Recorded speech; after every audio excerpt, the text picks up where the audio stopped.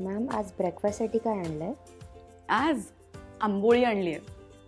खरं सांगू, आंबोळी म्हटलं ना की मला माझ्या शेजारच्या सावंत आजींची खूप आठवण येते. काय मस्त आंबोळी बनवायच्या माहिती आहे त्या. आणि तीच चव मला टेस्ट फॉर लाईफच्या आंबोळी रेडी मिक्समध्ये मिळाली आहे. अगदी तशीच, तीच कोकणातली चव, तशीच मऊ लुसलुशीत, एका बाजूने छान खरपूस सोनेरी.